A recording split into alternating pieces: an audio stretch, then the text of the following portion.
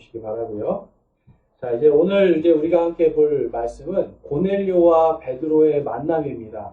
이 고넬료와 베드로가 만나는 이것이 이 세계 선교의 시작입니다. 그러니까 우리가 이제 지난주까지 청년 사울이 이제 바울로 바뀌면서 이 하나님께서 바울에게 이방인의 전도를 맡겨주시는 것을 봅니다. 그런데 곧바로 가는 것이 아니라 하나님께서는 바울에게 훈련할 시간을 주시고 이제 그 중간에 지금 누가 나오냐면 고넬료라는 사람이 나옵니다. 근데 이 고넬료라는 사람이 보니까 이 사람을 통해서 이제 세계 선교가 시작되는데요. 우리가 알 수 있는 것이 우리의 이제 선교나 이러한 모든 것들이 결국은 누구를 통해서 시작되냐면 성령님을 통해서 시작된다는 걸 알 수가 있습니다. 그래서 오늘 말씀을 통해서 우리가 이 선교, 전도 이러한 것들이 무엇인지 특별히 여러분 이제 오늘날 이렇게 사람을 만나기가 두려운 이러한 때에 선교라는 말 자체가 참 부담이 되잖아요. 그리고 전 세계적으로 지금 선교사들의 어떤 이러한 선교가 또한 이렇게 막혀 있는 그러한 상황입니다. 그러니까 이러한 때에 우리가 더욱더 이 선교에 대해서 하나님이 주신 사명에 잘 우리가 부응해서 주님이 주신 이 사명을 잘 감당하기를 원합니다. 이 선교가 영어로는 미션이라고 합니다. 근데 이 미션이 다른 뜻이 뭐냐면 사명이에요. 그러니까 선교는 무엇이냐면 하나님이 우리에게 주신 사명이다. 이제 우리가 이것을 알 수 있는데요. 여러분 불과 작년까지만 해도 이맘때에 공항이 사람들로 꽉 찼었습니다. 무슨 사람들로 꽉 차냐면 선교 가는 사람들로 꽉 찼어요.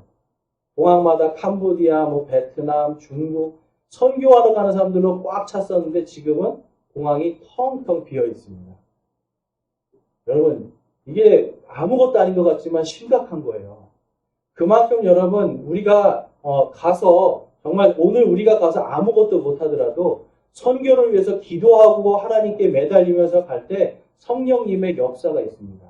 그런데 지금 아무도 가지 못하는 상황 속에서 저 캄보디아라든지 베트남이라든지 이러한 공산주의 국가들 여러분 아무도 가서 복음을 전하지 않으면 단 한 명도 예수님의 이름과 복음을 들어볼 기회가 없는 겁니다.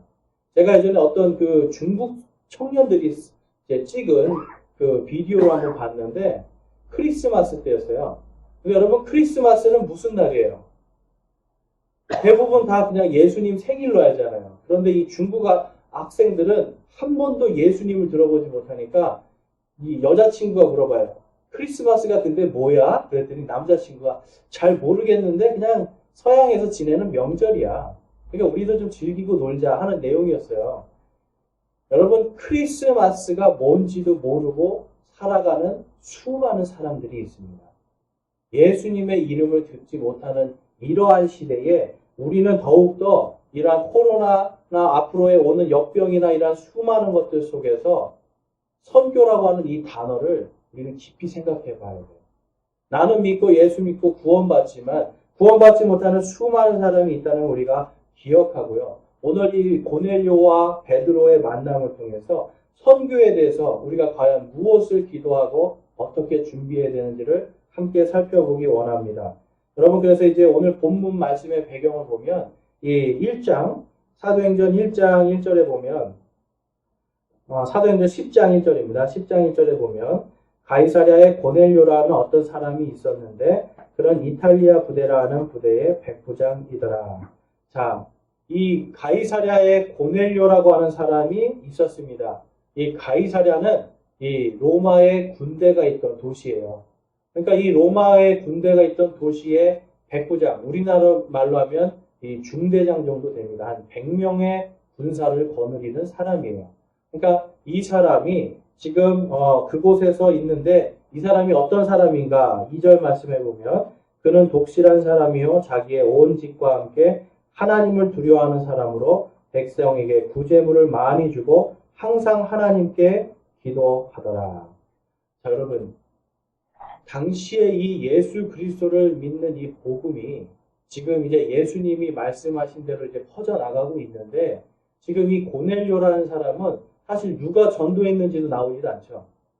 갑자기 지금 10장에서 고넬료라는 사람이 등장하면서 로마 사람이고 이탈리아 군대의 장교인데 그가 독실한 사람이고 하나님을 두려워하더라라고 지금 성경이 기록하고 있습니다.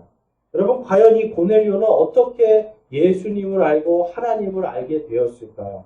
그래서 이제 4절 말씀에 보면 그가 그를 바라보고 두려워하여 이르되 주여 무슨 일이니까 하니 그가 그에게 이르되 내 기도와 내 구제가 올라와 하나님 앞에서 기억되었은즉 이라고 말씀합니다. 여러분, 하나님 앞에서 기억되었다는 건 쉽게 말해서 생명책에 이름이 기록되었다는 소리예요. 시편에서도 보면 이 다윗이 쫓기면서 주여 나를 기억하옵소서. 성경에 보면 수많은 사람들이 주여 나를 기억하옵소서 그럽니다. 뭘 기억합니까? 내 이름을 기억하옵소서. 이 뜻은 나를 구원하여 주시옵소서, 내 이름을 생명책에 기록하여 주시옵소서라고 말씀하는 거예요. 그러니까 지금 여러분 이 고넬료는요, 어떤 사람이에요? 구원받은 사람입니다. 이방인인데 지금 누가 전도했는지도 모르겠는데 어쨌든 이 사람은 구원받은 사람인데 지금 사도행전이 누가복음과 연결되기 때문에 누가복음에 가면 누가복음 7장에 자신의 종을 살려달라고 예수님 앞에 나와서 간청하는 백부장이 나옵니다. 그리고 23장에 가면 예수님이 십자가에 달려 죽으실 때 예수님이 다 이루었다 할 때 그 십자가 밑에서 이분은 정말 하나님의 아들이다라고 고백하는 한 백부장이 나옵니다. 여러분, 하나님을 믿지 않는 이 로마 군대의 이 장교가 예수님 앞에 이분은 메시아다, 이분은 하나님의 아들이다라고 고백하는 이 모든 것들이 이미 그 안에 무엇이 들어온 겁니까? 믿음이 들어온 거예요. 그래서 성경이 정확히 말해주지는 않지만 이 누가복음을 통해서 그리고 마태복음을 통해서 바로 이 고넬료가 분명히 이제 그 예수님을 처형할 때 그 자리에 있었을 것을 우리는 볼 수가 있습니다. 그러니까 여러분, 하나님의 말씀 속에서 복음을 전하지 않아도 누군가는 보고 믿을 사람들이 있다라는 거예요. 그러니까 지금 저 북한에도 여러분 예수님을 전하지 못하게 아무리 막아도 누군가는 구원받을 사람이 있다라는 겁니다. 준비된 사람이 있다라는 것을 볼 수가 있어요. 그런 의미에서 이 세계 선교의 시작은요, 하나님께서 고넬료를 이미 구원하여서 준비해 놓고 그 다음에 누구와 만나게 합니까? 바로 베드로와 만나게 하는 거예요. 베드로를 통해서 그가 구원받고 구원의 확신을 갖게 해주는 겁니다. 구원의 확신을 가지고 그가 침례를 받고 그의 온 가족들이 침례를 받고 구원의 확신으로 살아가게 해주는 것이 세계 선교의 시작이었습니다. 그래서 우리가 이 오늘 말씀 속에서 고넬료의 믿음이 세계 선교에 있어서 어떻게 중요한 의미를 갖고 있는지를 한번 살펴보기 원합니다. 오늘 본문 말씀의 6절 말씀 한번 보겠습니다. 그가 시몬이라 하는 무두장이와 함께 묵고 있는데 그의 집은 바닷가에 있느니라. 내가 마땅히 해야 할 일을 그가 내게 말하여 주리라 하더라. 아멘. 자, 지금 이 하나님께서 고넬료에게 시몬, 베드로를 만날 수 있도록 지금 그에게 하나님의 말씀을 주시는 겁니다. 그러니까 천사를 통해서 하나님께서 인도해 주시는 거예요. 그런데 이것과 똑같게 하나님은 이 시몬 베드로에게도 고넬료를 만나서 복음을 전할 것을 하나님이 환상으로 또한 3번이나 보여주시는 걸 볼 수가 있어요. 그러니까 여러분 아까 말씀드린 것처럼 지금 고넬료는요, 구원받기 위해서 지금 베드로를 만나게 해주시는 겁니까? 하나님이? 아니죠. 구원받은 자로서 지금 구원의 확신을 가지고 이제는 침례를 받고 그가 교회 안으로 들어올 수 있도록 하나님이 그를 불러주시는 겁니다. 그러니까 지난주에도 말씀드린 것처럼 지금 이 땅에 수많은 미전도 종족들이 있고요. 이제 앞으로 예수님을 전하고 싶어도 전하지 못하는 수많은 사람들이 앞으로 생길 겁니다.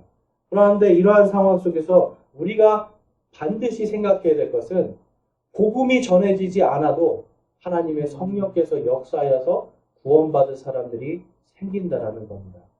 자, 로마서 1장 18절 말씀 한번 보겠습니다. 로마서 1장 18절에서 20절입니다.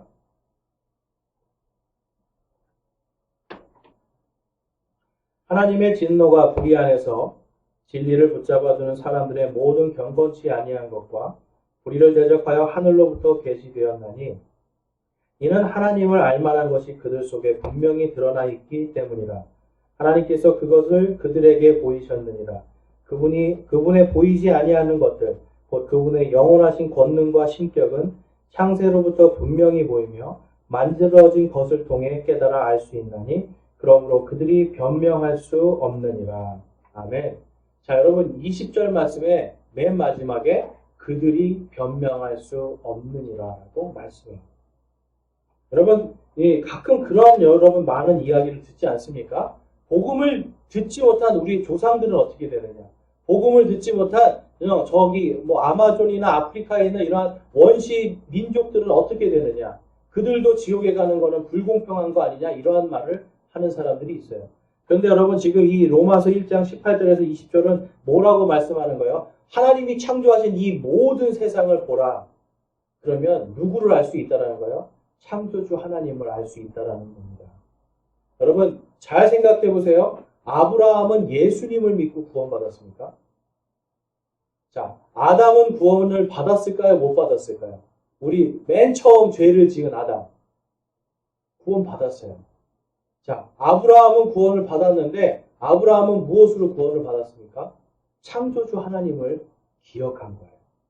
에녹은요, 죽음을 보지 못하고 하늘로 채워 올라갔거든요. 그가 무엇으로 구원을 받았습니까? 창조주 하나님을 그가 믿었기 때문에 그래요. 구약 시대는요, 예수님이라는 이름이 나오지 않잖아요. 그렇지 않아요, 여러분? 근데 구약 시대에 있는 사람들은 예수님의 이름을 모르지만 창조주 하나님을 믿었습니다. 그래서 하나님은 그 자신의 이름을 모세를 통해서 말씀해 주시죠. 뭐라고 말씀해 주세요?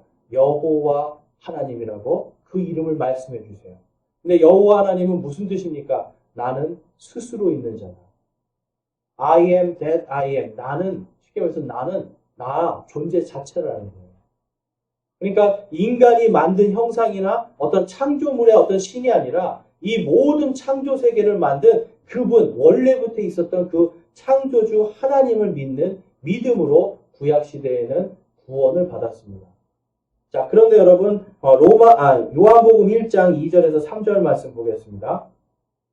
그분께서 처음에 하나님과 함께 계셨고 모든 것이 그분에 의해 만들어졌으니 만들어진 것 중에 그분 없이 만들어진 것은 하나도 없었더라. 자, 여기서 그분은 누구신가요?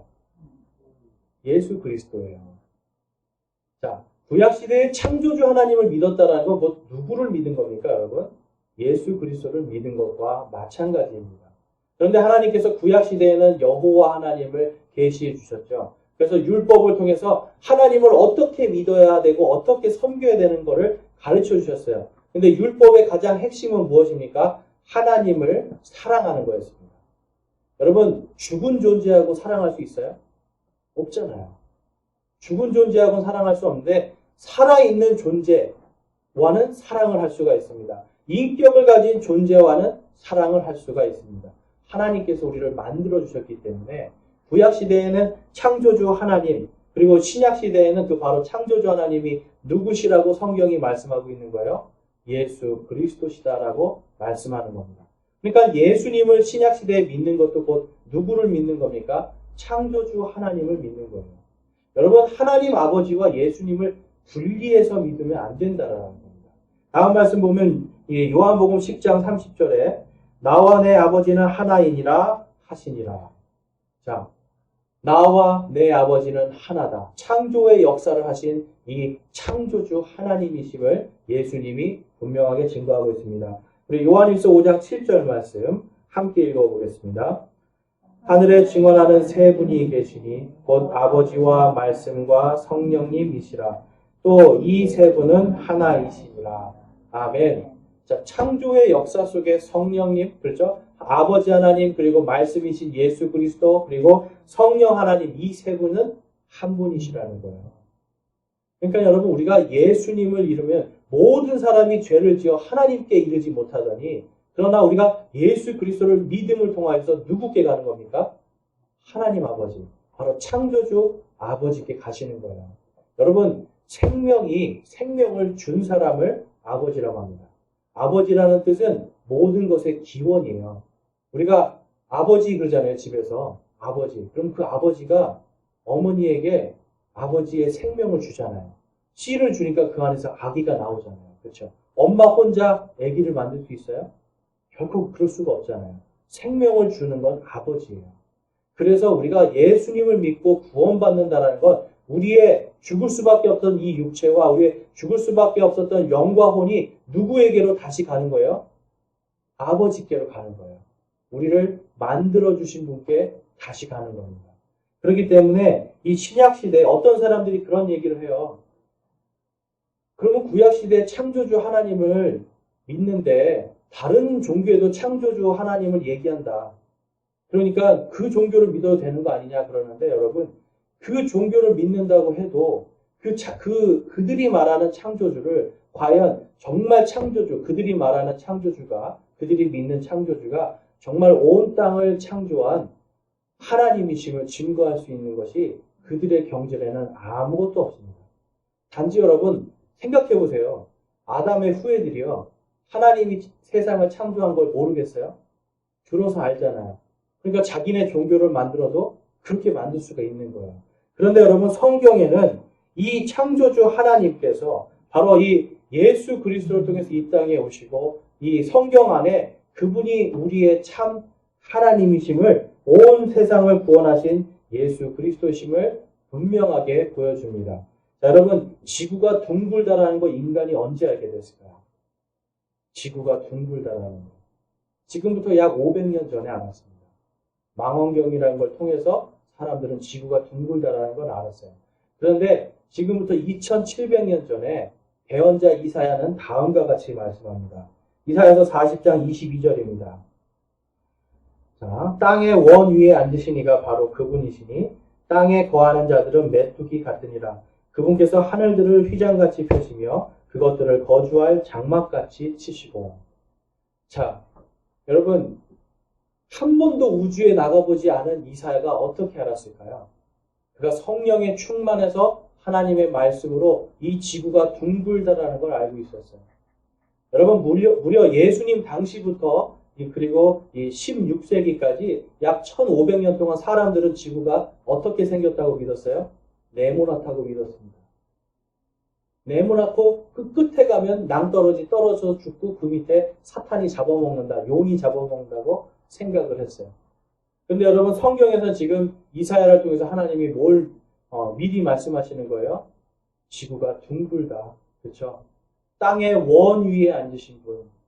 근데 여러분 인류가 지구가 정말 둥글다라는 거 언제 확인했을까요? 달에 갈 때 처음 확인했어요. 1968년도 유리 가가린이라고 하는 소련의 우주비행사가 우주에 나가보니까 정말로 둥그렇더라 얘기를 한 거예요. 그러니까 여러분 인류가 이 우주가 이 땅이 지구가 둥그렇다고 한 거는 안지가 몇십 년 되지 않습니다. 그런데 하나님은 이미 이 이사야를 통해서 2700년 전에 계시하는 거예요. 성경은 여러분 왜 이것을 이야기할까요? 바로 하나님께서 창조주시기 때문에 그걸 말씀해 줄 수 있는 거예요. 자, 그럼 우리 더 한번 멀리 가볼까요? 여러분 욥이라는 사람 아시죠? 욥. 우리 욥기 그러면 욥이 당한 고난만 생각하는데 욥기에 가보면 과학적인 얘기가 굉장히 많이 있습니다.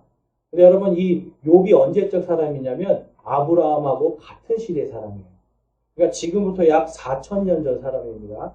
그런데 4000년 전에 있는 사람이 마치 망원경을 보듯이 그것도 오늘날 우리가 이제 가지고 있는 정말 거대한 슈퍼 망원경을 보듯이 하나님의 우주에 대해서 이렇게 기록해 놓고 있습니다. 자, 욥기 26장 7절 말씀 한번 보겠습니다. 우리 함께 읽어볼까요? 욥기 26장 7절. 그분께서는 북쪽을 빈 곳에 펴시고 땅을 허공에 매다시고.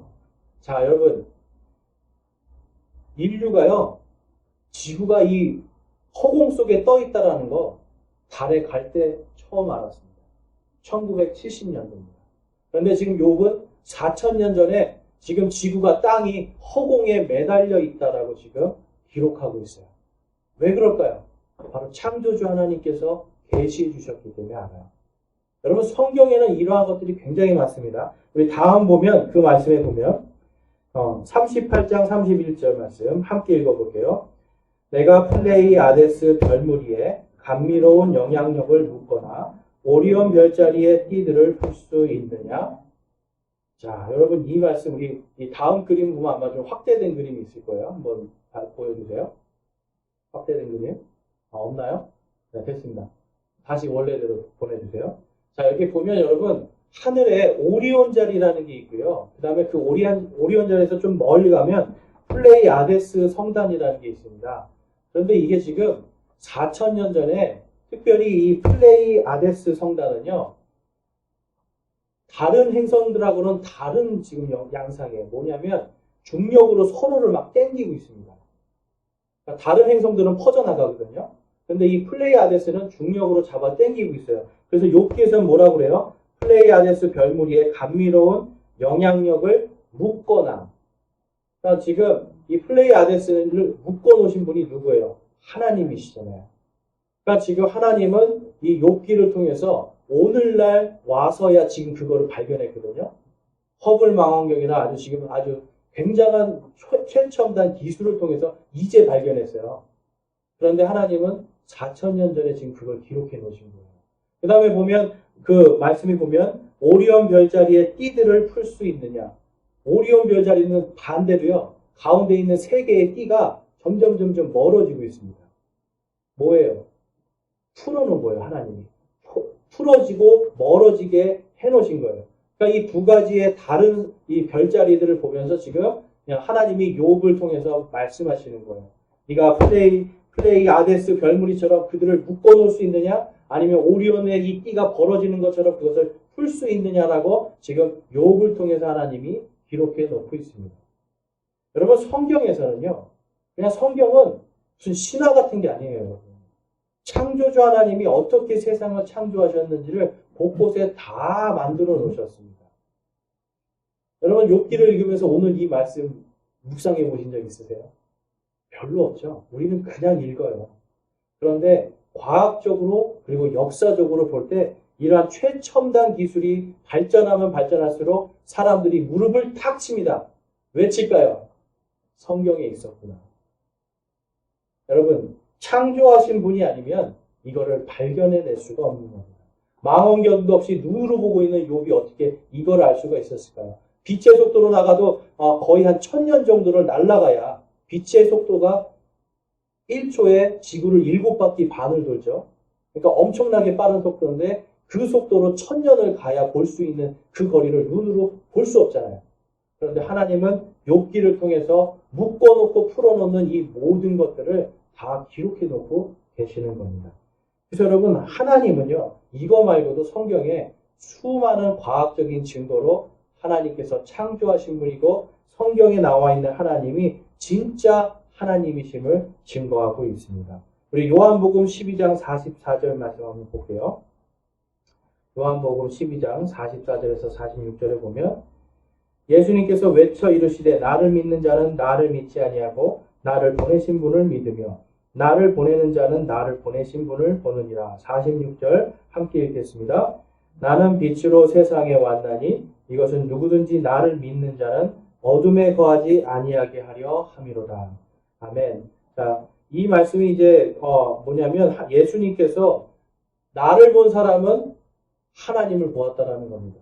그러니까 내가 곧 창조주 하나님이라는 걸 말씀하고 있는 거예요.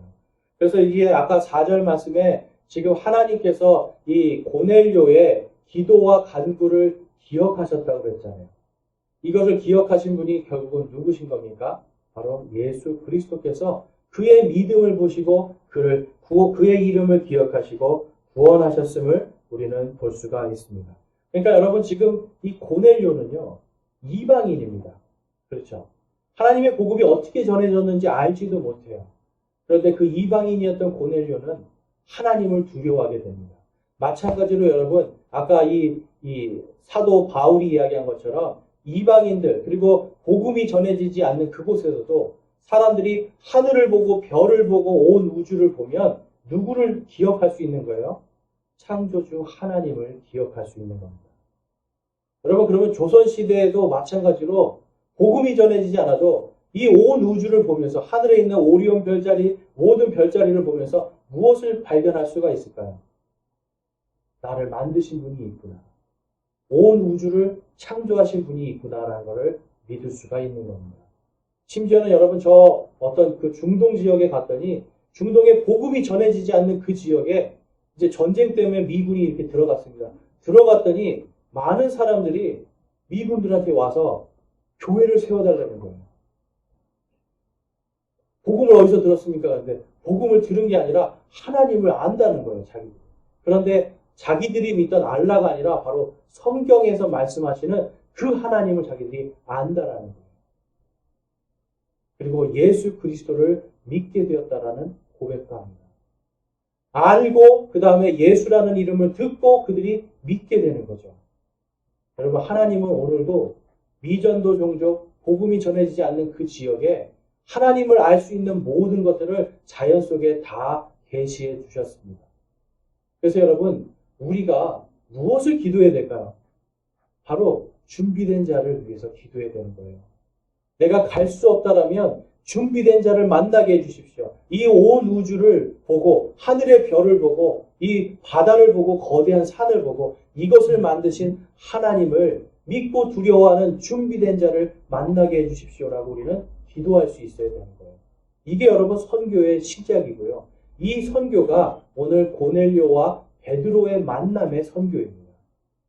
하나님이 준비하시고 미리 믿고 구원받은 자를 바로 복음을 전하는 자로 그것이 정말 확실하게 예수 그리스도다라고 하는 것을 가르쳐 줄 수 있는 그 베드로를 붙여주시는 게 성령님의 역사였던 거예요. 그러니까 여러분 이 상황은 지금 뭐냐면 우리가 이 미전도 종족이나 다른 사람들을 전도하는 건 어떤 거냐면 쉽게 말해서 이런 겁니다. 오늘은 하나님을 부인하고 떠났는데 가서 보니까 내 아버지 집이 저기였구나. 내 아버지가 계시는구나. 그래서 아버지께로 달려와서 아버지 문 앞에서 막 문을 두드리는 겁니다. 아버지 문 열어주십시오. 나 고넬료가 왔습니다. 문 열어주십시오 할 때 아버지가 문을 열고 내가 네 이름을 너의 이름을 기억하였도다. 내 아들아 들어오라 하는 것과 똑같은 거예요.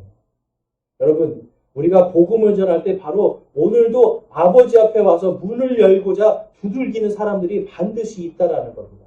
준비된 자들이 반드시 있음을 우리는 기억하고 선교를 위해서 기도하는 거예요. 주님, 준비된 자를 저에게 보내주시옵소서.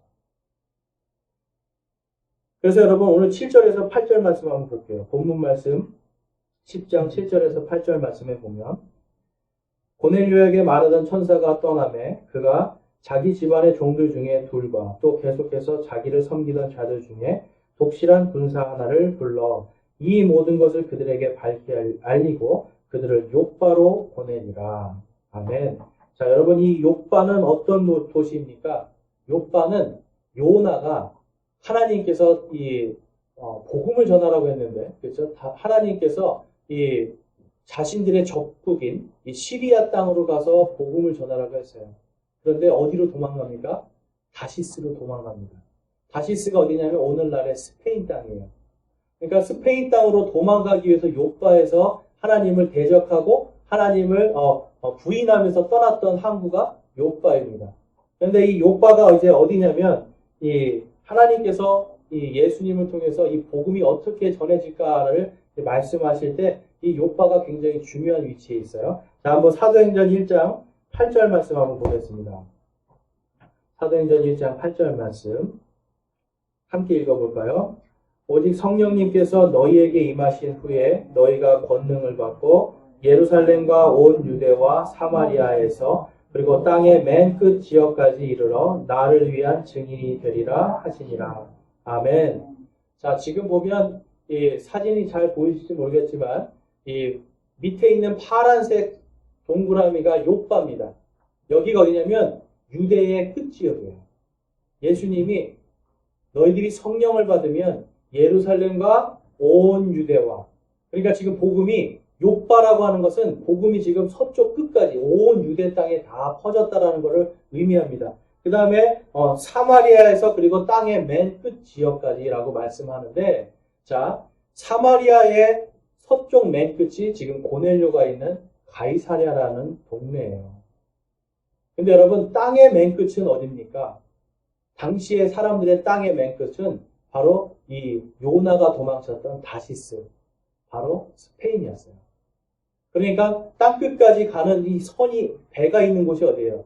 요빠죠, 여러분. 그러니까 지금 하나님이 복음이 점점 확장돼서 이제 온 세계로 퍼져나가는 것을 이 고넬료와 이 베드로의 만남을 통해서 보여주고 있는 겁니다. 그러니까 지금 두 도시의 거리는 약 80km 떨어져 있어요. 전혀 만날 수 없는 사람들이에요. 심지어는 유대인들은 여러분 어떤 사람들입니까? 이방인들하고는 손도 잡지 않아요. 같이 일도 하지 않고 앉아서 밥을 먹지도 않습니다. 왜 그렇습니까? 그들을 인간 취급하지 않아요. 이 베드로는요, 여러분, 철저하게 유대의 환경 속에 살았기 때문에, 율법 속에 살았기 때문에 이 사람은 그 사람이 아마 이 고넬료가 믿는다는 걸 알고 있어도 안 갔을 거예요. 알고 있어도 안 갈 사람이에요. 그런데 성령님께서 이 사람을 움직여 주시는 걸 볼 수가 있습니다. 우리 11장 가보겠습니다. 사도행전 11장 1절에서 9절에 가보면 이제 어떤 얘기가 나오냐면 이제 하늘에서 큰 보자기가 내려오는 환상을 베드로가 봅니다. 근데 그 안에는 지금 어떤 것들이 들어있냐면 유대인들이 먹을 수 없는 온갖 짐승들로 가득해요. 그런데 하나님께서 9절 말씀 한번 볼게요.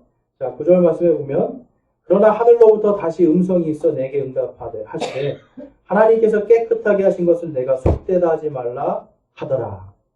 베드로는요, 하나님께서 먹어라 그랬는데 주님 저는 한 번도 이런 걸 먹어본 적이 없습니다. 먹지 않겠습니다.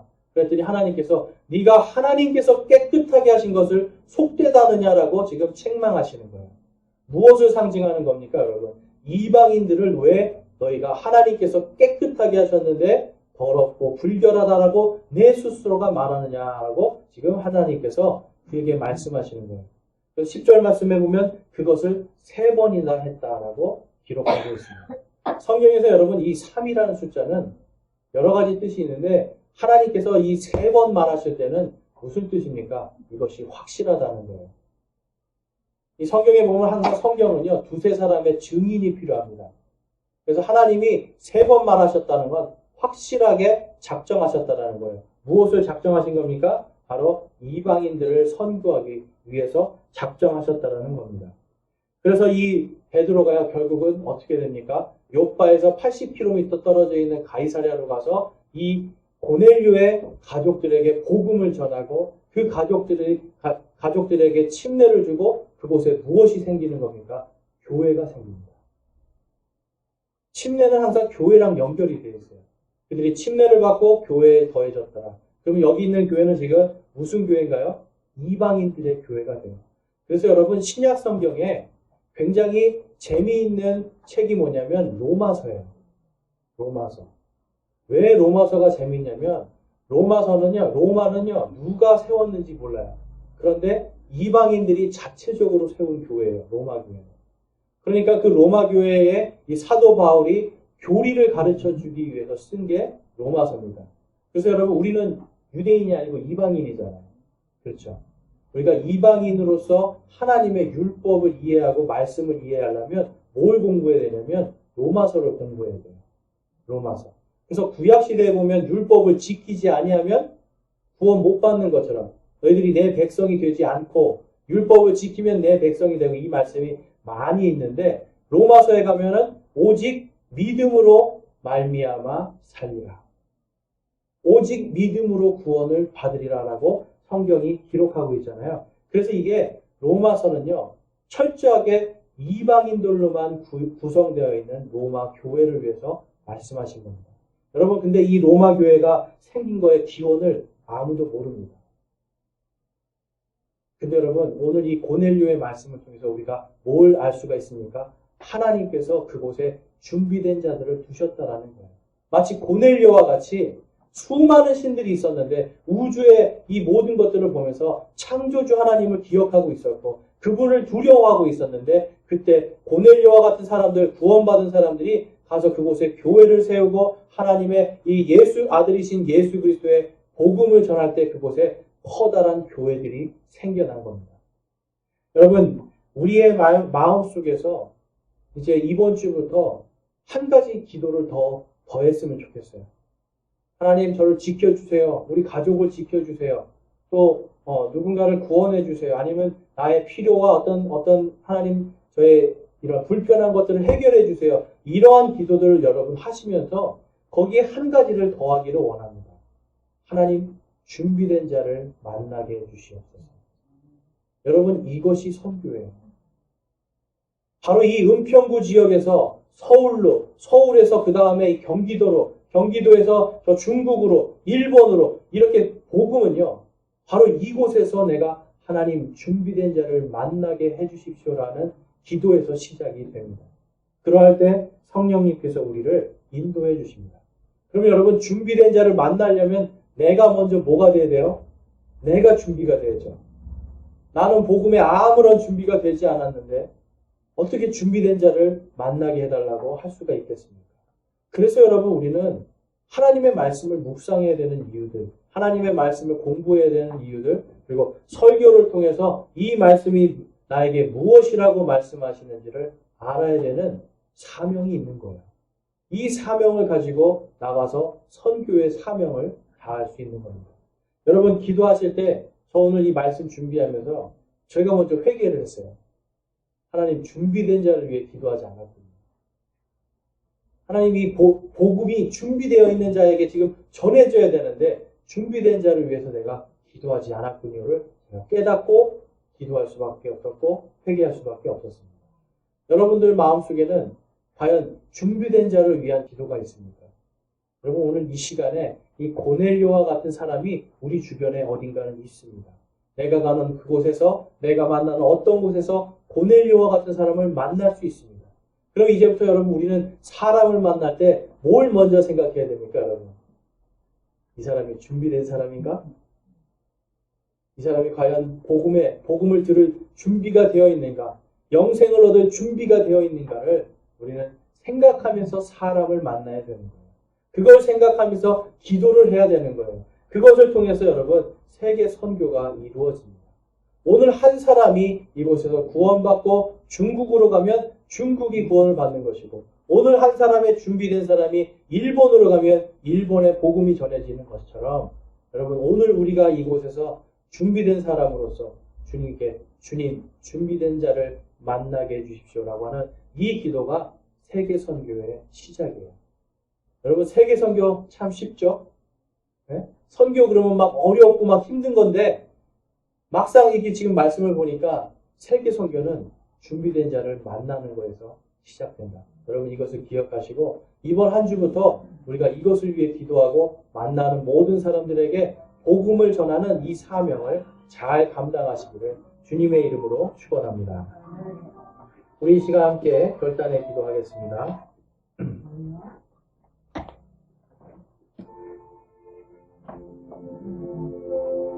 여러분, 과연 여러분은 준비된 사람입니까? 또한 생명을 살리고자 하는 열정이 있습니까? 아니면 열정은 있었는데 이제 그 열정이 식어버렸습니까? 여러분, 이 시간 주님 앞에 주님 저에게 준비된 한 생명을 위한 기도를 하게 하시고 준비된 한 생명을 위한 열정을 다시금 갖게 하여 주시옵소서. 나를 구원하신 그분을 나의 구원으로만 끝나는 것이 아니라 준비된 자에게 그분을 전할 수 있게 하여 주시옵소서. 여러분, 이러한 결단을 하시기 원합니다. 또한 여러분들 중에 아직도 예수 그리스도께서 나의 창조주 하나님이심을 내가 믿지를 못하고 아직도 확신이 없어서, 내가 아직 하나님의 말씀에 확신도 없고 구원에 확신이 없어서 주님이 주신 이 참다운 영원한 생명의 기쁨을 누리지 못하고 세상의 종이 되고 아직도 세상에 이끌려 다니며 나의 인생의 주인이 내가 돼서 내 감정과 나의 욕심으로만 살아가고 있지는 않습니까? 이 시간 주님 앞에 기도하기 원합니다. 주님께서는 나의 창조주시고 나의 아버지시고 내가 오직 주님을 나의 인생의 주인으로 나의 모든 것이 되심을 내가 고백합니다라는 그러한 고백과 믿음의 결단을 하시기 원합니다. 우리 함께 결단하며 기도하겠습니다.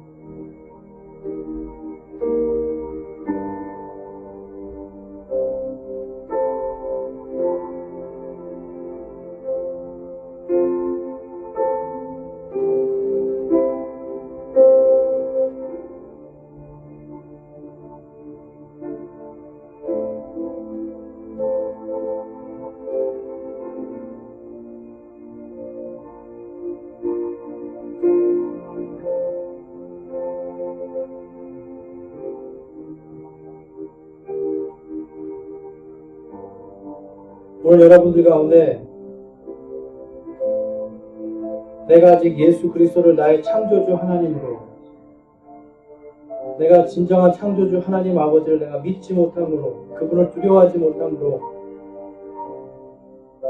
내 구원의 기쁨과 확신이 없었는데, 오늘 말씀을 통해서 나와 이 온 우주를 창조하신 하나님, 그리고 예수 그리스도를 내가 온전히 믿고 그분을 믿는 믿음으로 내가 구원받았음을 내가 고백합니다. 내가 그분을 온전히 믿고 나의 하나님으로 내가 믿기를 결단합니다 하시는 분 있으면 우리 손을 들어서 하나님께 우리의 마음을 드리겠습니다. 내가 아직 구원의 확신도 없고 구원의 기쁨도 없는데, 이제 내가 나를 창조하신 그 예수 그리스도를 믿는 믿음으로 구원받았음을 확신합니다. 그 믿음으로 내가 이제 그 믿음으로 살아갑니다라고 결단하신 분, 손을 들어서 하나님께 마음을 드리겠습니다. 감사합니다. 손 내주시고, 이번에는 내가 지금까지 정말 하나님께서 주시는 많은 은혜가 있는데 내가 그 은혜를 내 것으로만 여겼지, 정말 준비된 한 사람을 위해 기도하고 준비된 한 사람을 만나기 위해 나를 준비시키지 못했는데, 이제 오늘 고넬료와 베드로의 만남을 통해서, 오늘 말씀을 통해서 내가 이제 준비된 자로 서겠습니다. 그리고 하나님께서 보내주실 그 준비된 한 사람을 위해서 내가 기도하고 살아가겠습니다라고 결단하신 분 있으면 우리 손을 들어서 하나님께 우리의 마음을 드리겠습니다. 내가 바로 준비된 그 한 사람을 위해 기도하는 사람이 되겠습니다. 그 한 사람을 위해 준비된 자가 되겠습니다. 감사합니다. 손 내주시고, 여러분들께서 하나님께 온전히 드린 그 마음 하나님께서 기뻐하시고 받아주시고 여러분들의 이름을 기억하실 줄로 믿습니다. 우리 함께 찬송가 505장